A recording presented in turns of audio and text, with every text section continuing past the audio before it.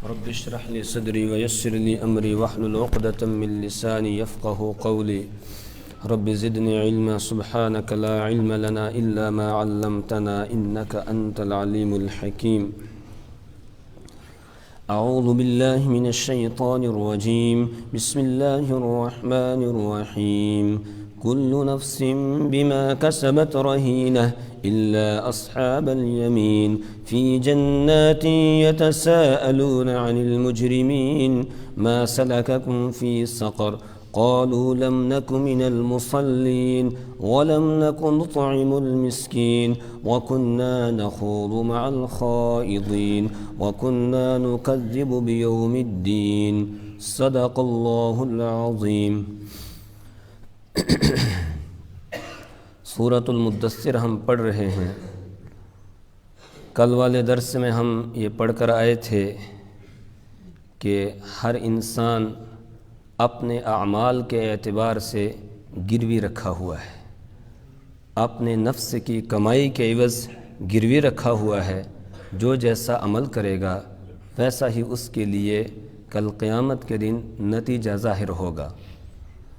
ہر انسان اپنے اعمال کے اعتبار سے گروی رکھا ہوا ہے، کامیاب کون ہوگا اور ناکام کون ہوگا۔ جن کا نامہ اعمال ان کے دائیں ہاتھ میں مل جائے گا وہ کامیاب ہو جائیں گے، اور جن کا نامہ اعمال ان کے بائیں ہاتھ میں ملے گا وہ ناکام ہوں گے۔ اللہ ہمیں دائیں والوں میں سے بنائے۔ تو ہر انسان اپنے اعمال کے اعتبار سے گروی رکھا ہوا ہے، الا اصحاب الیمین، مگر دائیں والے، فی جنات، وہ باغات میں ہوں گے، یتساءلون، وہ پوچھ رہے ہوں گے، عن المجرمین، مجرمین سے۔ کیا پوچھ رہے ہوں گے مجرمین سے؟ ما سلککم فی سقر، ما سلکا، ما کس چیز نے، سلکا پہنچایا، تم کو، فی سقر جہنم میں، تمہارے جہنم میں پہنچنے کا کیا سبب ہوا؟ کیوں تم جہنم میں پہنچ گئے؟ دنیا کے اندر تو تمہارا بڑا نام تھا، دنیا میں تمہارے پاس بڑے کوٹھی بنگلے تھے، دنیا میں تمہارے پاس بڑی گاڑیاں اور ہر قسم کی نعمتیں تھیں، آج تمہیں کیا ہو گیا؟ تم جہنم میں کیوں پہنچ گئے؟ تو وہ جواب دیں گے، قالوا لم نک من المصلین۔ وہ 4 سبب بیان کریں گے جہنم میں جانے کی۔ ان میں سے سب سے پہلا یہ ہے کہ لم نک من المصلین، ہم نماز نہیں پڑھتے تھے، ہم نماز کی پابندی نہیں کرتے تھے۔ یہ سب سے پہلا سبب بنا ہمارے جہنم میں جانے کا۔ کل میں نے عرض کیا تھا کہ نماز دین اسلام کا ایک اہم رکن ہے، اور پہلے بھی میں نے یہ روایت آپ کو سنائی تھی موطا امام مالک کی، کہ فاروق اعظم رضی اللہ تعالی عنہ نے اپنے جتنے بھی گورنر تھے ان گورنروں کے نام یہ پیغام جاری کیا تھا کہ ان اہم امرکم عندی الصلاۃ، کہ تمہارے تمام امور میں سب سے زیادہ اہم میرے نزدیک الصلاۃ، نماز ہے۔ فمن حفظها وحافظ علیہا، جس نے نماز کی حفاظت کی اور اس پر پابندی کی تو وہ اپنے دوسرے امور کو زیادہ حفاظت کرنے والا ہوگا۔ ومن ضیعها، اور جس نے نماز کو ضائع کر دیا، نماز نہیں پڑھی اس نے، فہو لما سواها اضیع، تو وہ نماز کے علاوہ باقی امور کو زیادہ ضائع کرنے والا ہوگا، اس کے دوسرے کام بھی صحیح نہیں ہوں گے۔ جو نماز پابندی کے ساتھ پڑھے گا، نماز کو ادا کرے گا، نماز کے حق کے ساتھ ادا کرے گا، اس کے باقی کام بھی سب سنور جائیں گے، ٹھیک ہو جائیں گے۔ نماز ہمیں ایک ڈسپلن دیتی ہے، زندگی گزارنے کا ایک طریقہ کار دیتی ہے کہ انسان کو ہر کام اپنے وقت پر کرنا چاہیے، جیسے نماز اپنے وقت پر ہے۔ ان الصلاۃ کانت علی المؤمنین کتابا موقوتا، بے شک نماز ایمان والوں پر مقررہ وقتوں میں فرض کی گئی ہے، تو اس کا ایک ٹائم رکھا گیا ہے۔ اسی طرح ہماری زندگی کا ایک شیڈول ہونا چاہیے کہ کون سا کام ہمیں کس وقت کے اندر کرنا ہے، یہ تعلیم دیتی ہے ہمیں نماز۔ اور سب سے پہلے قیامت کے دن جس چیز کا حساب ہوگا میدان محشر میں، حقوق اللہ میں، اللہ کے حقوق میں، وہ نماز ہے۔ اول ما یحاسب یوم القیامت الصلاۃ، سب سے پہلی وہ چیز جس کا قیامت کے دن حساب لیا جائے گا وہ نماز ہے۔ جس کی نماز ٹھیک نکل گئی باقی اعمال بھی ٹھیک نکلیں گے، اللہ کی ذات سے یہ امید ہے، اور اگر نماز ہی میں پھنس گیا تو پھر باقی اعمال اس کے اور زیادہ بگڑے ہوئے ہوں گے۔ نماز انسان کو برائی سے بچاتی ہے، ان الصلاۃ تنہی عن الفحشاء والمنکر، یقیناً نماز انسان کو بے حیائی اور برے کاموں سے روک دیتی ہے، اور اگر کسی کی نماز برے کاموں سے اس کو نہیں روک رہی ہے، اس کے لیے حکم ہے کہ وہ اپنی نماز کا جائزہ لے کہ وہ نماز ٹھیک پڑھ بھی رہا ہے کہ نہیں، ورنہ کیوں اس کی نماز کا اثر نہیں ہو رہا ہے اور یہ گناہوں سے کیوں نہیں باز آ رہا ہے، کیوں نہیں رک رہا ہے۔ رسول پاک صلی اللہ علیہ وسلم کے پاس شکایت کی گئی کہ یا رسول اللہ صلی اللہ علیہ وسلم، فلاں آدمی نماز بھی پڑھتا ہے، چوری بھی کرتا ہے۔ آپ نے فرمایا اس کی نماز اس کو چوری سے روک دے گی، اس کی نماز اس کو چوری سے روک دے گی۔ تو اگر ہماری نماز ہمیں سود کھانے سے نہیں روک رہی ہے، ہماری نماز ہمیں رشوت لینے سے نہیں روک رہی ہے، ہماری نماز ہمیں جھوٹ بولنے سے نہیں روک رہی ہے، ہماری نماز ہمیں دھوکہ دینے سے نہیں روک رہی ہے، ہماری نماز ہمیں دوسروں کی غیبت کرنے سے نہیں روک رہی ہے، اس کا مطلب یہ ہے کہ نماز ہماری صحیح نہیں ہے۔ اس کی طرف توجہ کریں، نماز کو درست کر کے پڑھنے کی کوشش کریں تاکہ ان کاموں سے نماز ہمیں روک دے۔ اللہ کا کلام جھوٹا نہیں ہو سکتا ہے۔ وَمَنْ أَصْدَقُ مِنَ اللَّهِ قِيلًا، اللہ سے بڑھ کر کس کی بات سچی ہو سکتی ہے؟ اللہ اپنے کلام میں کہہ رہا ہے إِنَّ الصَّلَاةَ تَنْهَى عَنِ الْفَحْشَاءِ وَالْمُنكَرِ، کہ یقیناً نماز بے حیائی اور برے کاموں سے روک دیتی ہے۔ نماز کا نور تبھی حاصل ہوتا ہے جب آدمی نماز کو نماز کے طریقے کے مطابق ادا کرتا ہے۔ اور کتنی فضیلت ہے نماز کی۔ کل ہم بخاری شریف کے اندر ایک روایت پڑھ رہے تھے درس میں، اللہ کے رسول صلی اللہ علیہ وسلم نے ارشاد فرمایا، اگر لوگوں کو پتہ چل جائے کہ ما فی النداء والصف الاول، کہ اذان دینے میں اور پہلی صف میں نماز پڑھنے میں کتنا ثواب ہے، کتنی فضیلت ہے، تو لوگ دوڑ پڑیں گے اور پھر پہلی صف میں جگہ حاصل کرنے کے لیے اور اذان دینے کے لیے لوگوں کو قرعہ اندازی کرنی پڑے گی۔ قرعہ اندازی کرنی پڑے گی کہ آج کون اذان پڑھے گا، آج کون پہلی صف کے اندر نماز پڑھے گا، کس کس کا نمبر پہلی صف میں آئے گا، اگر لوگوں کو پتہ چل جائے۔ اس کے ساتھ ہی آپ نے ارشاد فرمایا کہ اگر لوگوں کو پتہ چل جائے کہ ما فی العتمۃ والصبح، کہ عشاء کی نماز میں اور فجر کی نماز میں مسجد میں آ کر پڑھنے میں کتنی فضیلت ہے، تو لَأَتَوْهَا حَبْوًا، تو وہ گھٹنوں کے بل چل کر مسجد میں آئیں گے۔ اگر لوگوں کو پتہ چل جائے عشاء کی نماز مسجد میں آ کر پڑھنے کی کتنی فضیلت ہے اور فجر کی نماز مسجد میں آ کر پڑھنے کی کتنی فضیلت ہے، لَأَتَوْهَا حَبْوًا، تو رسول پاک صلی اللہ علیہ وسلم فرماتے ہیں کہ وہ آئیں گے ان نمازوں کے لیے گھٹنوں کے بل چل کر۔ مطلب اگر کوئی آدمی پیروں کے بل نہیں چل پا رہا ہے، گھٹنوں کے بل اس کو چلنا پڑ رہا ہے، تب بھی وہ پہنچنے کی کوشش کرے گا، یعنی پوری کوشش کرے گا وہ مسجد میں آ کر نماز پڑھنے کی۔ جو آدمی عشاء کی نماز جماعت کے ساتھ ادا کرتا ہے اور فجر کی نماز بھی جماعت کے ساتھ ادا کرتا ہے، ایک روایت کے مطابق اللہ کے رسول صلی اللہ علیہ وسلم نے ارشاد فرمایا اس کو رات بھر عبادت کرنے کا ثواب ملتا ہے۔ عشاء کی نماز جماعت کے ساتھ ادا کرے اور فجر کی نماز جماعت کے ساتھ ادا کرے تو ایسا ہے پوری رات نماز پڑھ رہا تھا، وہ پوری رات وہ اللہ کی عبادت کے اندر لگا ہوا تھا۔ ایک آدمی اگر رات کو جاگتا ہے اور نوافل پڑھتا رہتا ہے، نوافل پہ نوافل، لیکن فجر کی نماز گھر میں ہی پڑھ لیتا ہے، مسجد میں آ کر نہیں پڑھ رہا ہے، اس کے رات جاگنے کا کوئی فائدہ نہیں ہے، رات جاگنے کا اس کو کوئی فائدہ نہیں ملے گا۔ اس لیے کہ جماعت کے ساتھ نماز ادا کرنا اس کی بہت زیادہ اہمیت ہے۔ کبھی شیطان ہمارے ذہن میں یہ بات ڈالتا ہے کہ چلو جی اب گھر میں ہی پڑھ لیتے ہیں، سردی ہے، یہ مسئلہ ہے، وہ مسئلہ ہے، گھر میں پڑھ لیتے ہیں۔ فوراً انسان کو سوچنا چاہیے کہ جو لوگ اذان سن کر مسجد میں نماز کے لیے نہیں آتے ہیں، گھروں میں نماز پڑھتے ہیں، ان کے لیے کتنی سخت وعید اللہ کے رسول صلی اللہ علیہ وسلم نے بیان فرمائی۔ ایک روایت میں آپ نے ارشاد فرمایا میرا جی یہ چاہتا ہے کہ اذان ہو جائے، اس کے بعد میں یہاں کسی کو کہوں وہ نماز پڑھائے اور میں اپنے کچھ ساتھیوں کو ساتھ لوں اور ان کو کہوں کہ وہ لکڑیاں جمع کریں، اور اس کے بعد جو لوگ مسجد میں نہیں آتے ہیں گھروں میں نماز پڑھ لیتے ہیں ان کے گھروں کو ان کے اوپر جلا ڈالوں، ان کے گھروں کو ان کے اوپر جلا ڈالوں۔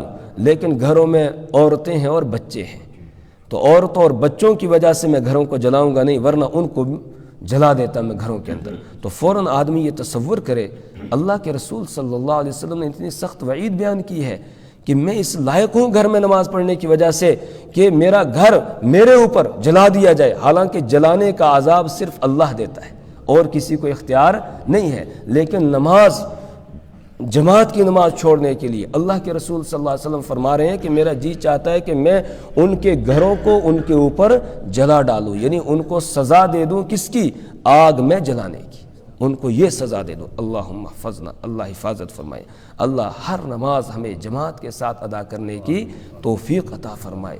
کوئی آدمی معذور ہے تو چلو شریعت نے اس کو اجازت دی ہے، لیکن حتی الامکان آدمی کو کوشش کرنی چاہیے کہ وہ مسجد میں آ کر ہی جماعت کے ساتھ نماز ادا کرے۔ تو سب سے پہلا جرم جو وہ بتائیں گے جہنم میں جانے کا وہ یہ ہے، لم نک من المصلین، ہم نماز پڑھنے والوں میں سے نہیں تھے۔ دوسرا جرم، وَلَمْ نَكُ نُطْعِمُ الْمِسْكِينَ، وَلَمْ نَكُ، اور نہیں تھے ہم، نُطْعِمُ، کھلاتے، المسکین، مسکینوں کو، محتاجوں کو، ہم محتاجوں کو نہیں کھلاتے تھے۔ خود پیٹ بھر کر سو جاتے تھے، لیکن نہیں سوچتے تھے ہمارے آس پاس، ہمارے اڑوس پڑوس میں، ہمارے محلے میں، ہماری بستی کے اندر، ہمارے گاؤں میں ایسے بھی کچھ لوگ ہوں گے جن کے گھروں میں آج چولہا نہیں جلا ہے، جن کو آج کچھ کھانے کے لیے نہیں ملا ہے۔ یہ ہم نہیں سوچتے تھے، بس ہم اپنا پیٹ بھر لیتے تھے اور یہ سمجھتے تھے کہ سب کو مل رہا ہے۔ تو مسکینوں کو ہم کھلاتے نہیں تھے، محتاجوں کو ہم کھلاتے نہیں تھے۔ یہ محتاجوں کو، مسکینوں کو، یتیموں کو کھلانا، ان کا خیال رکھنا، یہ ایک اہم حکم ہے شریعت اسلامیہ کا، اہم حکم ہے۔ پیچھے ہم سورہ حاقہ میں پڑھ کر آئے ہیں کہ جہنمیوں کے لیے اللہ نے جو عذاب بیان کیے کہ ان کو جہنم کے اندر ڈالا جائے گا، زنجیروں کے اندر جکڑ کر، خذوہ فغلوہ ثم الجحیم صلوا ثم فی سلسلۃ ذرعها 70 ذراعا فاسلکوہ۔ تو ان کا جرم کیا ہے؟ انہ کان لا یؤمن باللہ العظیم، انہ کان لا یؤمن باللہ العظیم۔ ایک تو یہ کہ وہ عظمت والے اللہ پر ایمان نہیں رکھتے تھے، دوسرا یہ کہ ولا یحض علی طعام المسکین، اور وہ مسکینوں کو کھلانے کی ترغیب نہیں دیتے تھے، خود بھی نہیں کھلاتے تھے اور دوسروں کو بھی اس کی ترغیب نہیں دیتے تھے۔ أَرَأَيْتَ الَّذِي يُكَذِّبُ بِالدِّينِ فَذَلِكَ الَّذِي يَدُعُّ الْيَتِيمَ وَلَا يَحُضُّ عَلَى طَعَامِ الْمِسْكِينِ فَوَيْلٌ لِّلْمُصَلِّينَ۔ أَرَأَيْتَ الَّذِي يُكَذِّبُ بِالدِّينِ، بھلا آپ نے دیکھا اس شخص کو کہ جو قیامت کے دن کو جھٹلاتا ہے؟ أَرَأَيْتَ الَّذِي يُكَذِّبُ بِالدِّينِ فَذَلِكَ الَّذِي يَدُعُّ الْيَتِيمَ، یہی ہے وہ آدمی جو یتیم کو دھکے دیتا ہے۔ فَذَلِكَ الَّذِي يَدُعُّ الْيَتِيمَ وَلَا يَحُضُّ عَلَى طَعَامِ الْمِسْكِينِ، اور وہ مسکینوں، محتاجوں کو کھلانے کی ترغیب نہیں دیتا ہے، بھگاتا ہے، یتیموں کو دھکے دیتا ہے۔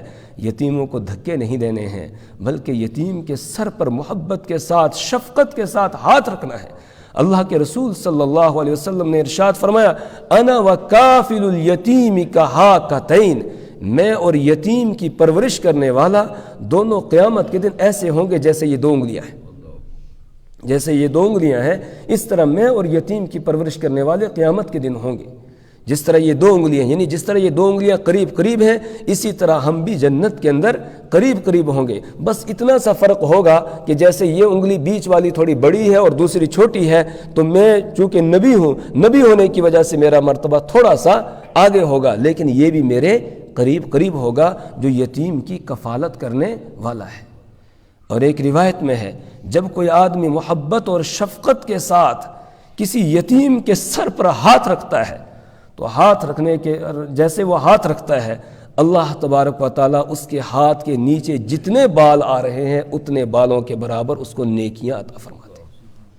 تو یتیموں سے محبت کرنی ہے، لیکن آج ہمارا معاشرہ ایسا ہے کہ یتیموں کی جائیدادیں ہڑپ کر جاتے ہیں، یتیموں کی جائیدادیں ہڑپ کر جاتے ہیں، کھا جاتے ہیں۔ ایک بھائی کا انتقال ہو گیا، دوسرے بھائی زمین اور جائیداد پر قابض ہو جاتے ہیں، اس کے یتیم بچوں کا خیال نہیں رکھتے ہیں۔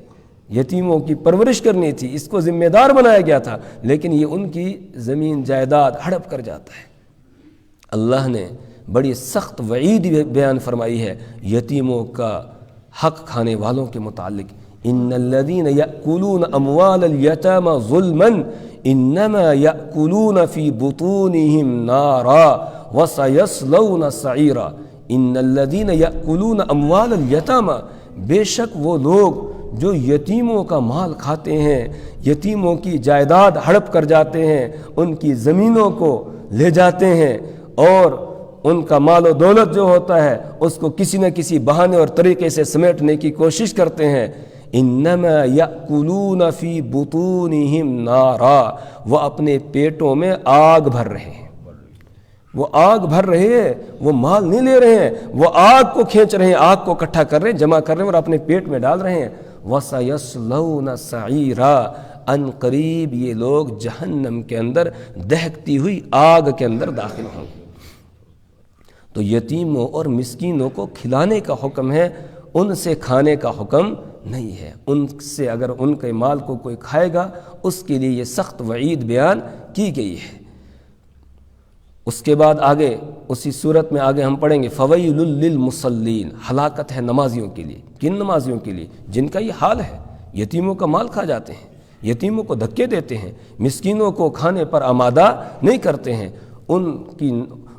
چاہے وہ نماز پڑھ رہے ہوں، وہ اور کام کر رہے ہوں، اس کے باوجود ان کے لیے کیا ہے؟ ہلاکت۔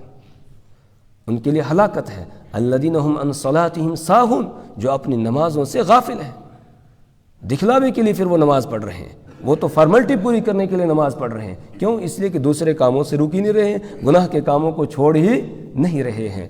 تو وَلَمْ نَكُ نُطْعِمُ الْمِسْكِينَ، دوسرا گناہ، دوسرا جرم جو وہ بیان کریں گے جہنم میں جانے کا، وہ یہ ہے کہ ہم مسکینوں کو کھلاتے نہیں تھے، محتاجوں کو ہم کھلاتے نہیں تھے۔ یہ میں نے بتایا شریعت اسلامیہ کا ایک اہم حکم ہے کہ غریبوں اور مسکینوں کا، محتاجوں کا خیال رکھا جائے، زکوٰۃ کے ذریعہ سے ان کی امداد کی جائے، عشر کے ذریعہ سے ان کی امداد کی جائے، صدقۃ الفطر کے ذریعہ سے ان کی امداد کی جائے، اس کے علاوہ بھی امداد کی جائے۔ مال میں زکوٰۃ، صدقہ خیرات کے علاوہ اور بھی اللہ تبارک و تعالیٰ نے حق رکھا ہے، لہٰذا ان کی مدد کی جائے، ان کا ساتھ دیا جائے، ان کا خیال رکھا جائے، اپنے محلے میں، اپنے اڑوس پڑوس میں تلاش کیا جائے ایسے لوگوں کو جو محتاج ہوں، غریب ہوں، اور پھر ان کی مدد کی جائے۔ وَلَمْ نَكُ نُطْعِمُ الْمِسْكِينَ، اور ہم مسکینوں کو کھلاتے نہیں تھے۔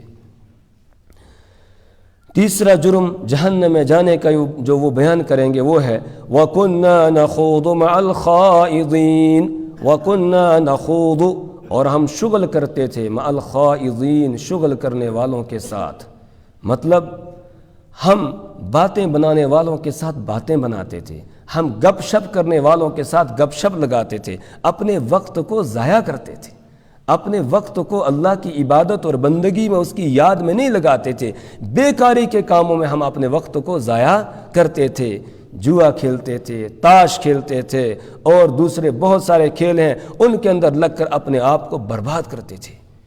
میرے ایمانی بھائیو، یہ زندگی جو اللہ نے ہمیں عطا کی ہے، یہ بہت بڑا سرمایہ دیا ہے اللہ نے، زندگی، اور یہ زندگی کے لمحات ہمارے سیکنڈوں، منٹوں، گھنٹوں اور دنوں کے ساتھ گزرتے چلے جا رہے ہیں، اور جو وقت گزر گیا وہ دوبارہ واپس آنے والا نہیں ہے۔ جیسے جانور کے تھن سے دودھ نکل جاتا ہے، اس کے بعد واپس تھن میں ڈالنا ممکن نہیں ہے، اسی طریقے سے جو دن ہماری زندگی کا گزر گیا وہ دوبارہ واپس آنے والا نہیں ہے۔ اسی لیے اللہ تعالیٰ نے ہماری زندگی کی قسم کھا کے فرمایا وَالْعَصْرِ إِنَّ الْإِنسَانَ لَفِي خُسْرٍ، قسم ہے زمانے کی، یعنی انسانوں کی زندگی اس بات کی گواہی دے رہی ہے إِنَّ الْإِنسَانَ لَفِي خُسْرٍ، کہ سارے انسان گھاٹے میں ہیں، نقصان میں ہیں۔ اوقات زندگی بہت اہم ہے، یہ ضائع کرنے کی چیز نہیں ہے، البتہ جو سیکنڈ گزر رہا ہے اتنا ہمارا سرمایہ گھٹ رہا ہے۔ بالکل جس طریقے سے ایک برف بیچنے والا ہوتا ہے، وہ برف کی سلی رکھتا ہے بیچنے کے لیے، اگر کوئی خریدار آ گیا، اس نے خرید لیا، تو اس کا سرمایہ اس کے کام آ گیا، اس کا سرمایہ اس کے ہاتھ آ گیا، اور اگر کوئی خریدار نہیں آیا تو وہ تو پگھلتی جا رہی ہے، ایک ایک قطرہ بن کے نیچے ٹپکتی جا رہی ہے، اس کا سرمایہ ضائع ہو رہا ہے، اس کا سرمایہ ضائع ہو رہا ہے۔ اسی طرح ہماری زندگی کے ایک ایک لمحہ برف کی سلی کی طرح وہ پگھلتا جا رہا ہے اور گزرتا جا رہا ہے۔ اگر ہم نے اس میں کوئی نیکی کا کام کر لیا تو اپنے سرمایہ کو ہم نے کارآمد بنا لیا، کام میں لگا دیا، اور اگر ہم نے ان لمحات کو اللہ کی عبادت اور بندگی میں اور کام میں نہیں لگایا تو پھر وہ ضائع ہوگی۔ جس طرح وہ برف والے کی برف کی سلی پگھلتی جا رہی ہے، زندگی کے لمحات گزرتے چلے جا رہے۔ الوقت اثمن من الذهب، عرب والے کہتے ہیں، عربوں کے یہاں الوقت اثمن من الذهب، کہ وقت یہ سونے سے بھی زیادہ قیمتی ہے، وقت سونے سے بھی زیادہ قیمتی ہے، اس کو ضائع نہیں کرنا چاہیے۔ قیامت کے دن انسانوں کو حسرت ہوگی اس کے اوپر، وَأَنذِرْهُمْ يَوْمَ الْحَسْرَةِ، آپ ان کو ڈرائیے حسرت کے دن، جس دن انسانوں کو حسرت ہوگی اس وقت پر، ان لمحات پر جو انہوں نے ضائع کیے تھے، اللہ کی عبادت اور بندگی کے اندر نہیں لگائے تھے۔ ایمان والوں کی اللہ نے جو صفات بیان کی ہیں سورۃ المؤمنون میں، اس میں ایک صفت یہ ہے وَالَّذِينَ هُمْ عَنِ اللَّغْوِ مُعْرِضُونَ قَدْ أَفْلَحَ الْمُؤْمِنُونَ، تحقیق کے کامیاب ہو گئے ایمان والے، الذین هم فی صلاتهم خاشعون، جو اپنی نمازوں میں خشوع اور خضوع اختیار کرتے ہیں، والذین هم عن اللغو معرضون، کہ وہ ایمان والے کامیاب ہو گئے جو لغو اور بیکار باتوں سے اعراض کرتے ہیں، دور رہتے ہیں۔ اور ایک روایت میں اللہ کے رسول صلی اللہ علیہ وسلم نے ارشاد فرمایا من حسن اسلام المرء ترکہ ما لا یعنیہ، انسان کے آدمی کے اسلام کی خوبی میں سے یہ ہے کہ وہ لایانی کاموں کو چھوڑ دے، بیکاری کے کاموں کو چھوڑ دے، جس میں نہ کوئی دین کا فائدہ ہے نہ دنیا کا فائدہ ہے، ایسا کام نہیں کرنا چاہیے۔ لیکن اس وقت اگر ہم جائزہ لیں، ہمارا بہت زیادہ وقت ضائع ہو رہا ہے۔ یہ چھوٹا سا جو شتنگڑا موبائل ہمارے ہاتھ میں آ گیا ہے، اس کے ذریعے سے بہت وقت ہم ضائع کرتے ہیں، اپنا وقت کی قدر چلی گئی، بس ایسے ہی لے کے لگے ہوئے بیکاری میں ادھر سے ادھر انگلی مار رہے ہیں۔ اور کچھ ایسے ہوتے ہیں وہ کچھ اس کے اندر گیمز کھیلنے لگتے ہیں، گیم کھیلتے ہیں، حالانکہ اس میں بعض چیزیں تو ایسی ہیں جو بالکل ناجائز ہے، بالکل ناجائز ہے۔ جس طریقے سے وہ ایک گیم چلی تھی، وہ پب جی پتہ نہیں کیا اس کو بولتے تھے، وہ تو حرام ہے کھیلنا، وہ حرام ہے، لیکن اکثر آج نوجوان اس کے اندر مبتلا ہے۔ اسی طریقے سے آج کل چل رہی ہے وہ ڈریم 11 پتہ نہیں کیا اس کا نام ہے، اس میں ادھر سے کچھ پیسے بھی بھرنے پڑتے، وہ تو جوا ہے، کھلم کھلا جوا ہے، وہ کھلم کھلا جوا ہے کہ ادھر سے کچھ پیسے جو ہے وہ بھرنے ہیں، اس کے بعد ادھر سے جی اتنے لاکھ ملیں گے، اتنے ملیں گے اگر جیت گئے تو۔ اس طریقے سے یہ تو جوا ہے، سیدھا سٹا ہے، یہ تو حرام ہے، اس کو حرام قرار دیا گیا ہے۔ اور بھی بہت سارے، بس وقت کو ضائع کرتے ہیں۔ اور ہم نے اپنی ماؤں بہنوں کو بھی دیکھا کہ چھوٹے بچے روتے ہیں، بس موبائل ہاتھ میں دے دیتی ہیں۔ اب چھوٹے بچے روتے ہیں، ان کو چپ کرانے کے لیے موبائل ہاتھ میں دے دیا، کچھ کارٹون وارٹون نکال کر دے دیا، اب وہ لگا ہوا ہے اس میں، بچہ مست ہے، خاموش ہو جاتا ہے۔ تو ہم سمجھ رہے ہیں کہ ہم یہ اچھا کام کر رہے ہیں، اچھا کام نہیں ہے، بچوں کو برباد کر رہے ہیں۔ صحت کے اعتبار سے بھی ان کے لیے یہ چیز نقصان دہ ہے، اور دل و دماغ کے اعتبار سے بھی نقصان دہ ہے، آگے جا کر ان کی عادت بگڑ جائے گی۔ اور اب تو وہ جو کارٹون نما جو اس میں چیزیں ہوتی ہیں موبائل کے اندر، اس میں بالکل جو ہے کھلے عام بے حیائی ہوتی ہے، بے حیائی ہوتی ہے۔ کارٹون ہوتے ہیں لیکن بے حیائی کے کام اس کے اندر ہوتے ہیں، تو بچہ وہی سیکھے گا۔ بچے کے دل کی تختی بالکل صاف پتھر کی طرح ہے، اس کے اوپر جو لکھا جائے گا وہ نقش ہوتا جائے گا۔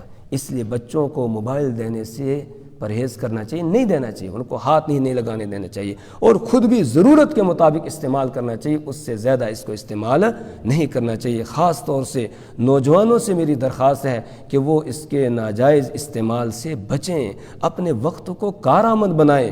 کل اللہ کے دربار میں حاضر ہونا ہے، اللہ پوچھے گا اولم نعمرکم ما یتذکر فیہ من تذکر وجاءکم النذیر، اولم نعمرکم، کیا ہم نے تمہیں زندگی نہیں عطا کی تھی، عمر نہیں ہم نے تم کو عطا کی تھی؟ ما یتذکر فیہ من تذکر، جس میں تم نصیحت حاصل کر سکتے تھے، جس میں تم مجھے راضی کر سکتے تھے، میری رضا والے کام کر سکتے تھے، لیکن تم نے نہیں کیے۔ اولم نعمرکم ما یتذکر فیہ من تذکر وجاءکم النذیر، اور تمہارے پاس ڈرانے والا بھی آیا تھا، ڈر سنانے والا تمہارے پاس آیا تھا، تمہارے پاس میری کتاب موجود تھی، تمہارے سامنے جنازے اٹھتے تھے، تم اپنے ہاتھوں سے ان کو دفن کرتے تھے، لیکن پھر بھی تمہیں ہوش نہیں آیا، پھر بھی ہوش نہیں آیا کہ آج اس کو لے جایا جا رہا ہے، کل مجھے لے جایا جائے گا۔ تمہاری داڑھی کے بال سفید ہو گئے تھے، سر کے بال سفید ہو گئے تھے، جس سے گھنٹی بج گئی تھی کہ اب تیاری کر لو، اب پاؤں تمہارے لڑک چکے ہیں، اب قبر کے اندر تمہارے پاؤں لڑک چکے ہیں، اب جانے والے ہو تم قبر کی طرف، لیکن تم نے پھر بھی سمجھا نہیں، تم سدھرے نہیں۔ اللہ پوچھے گا، اور وہ 5 سوال یاد کر لیں۔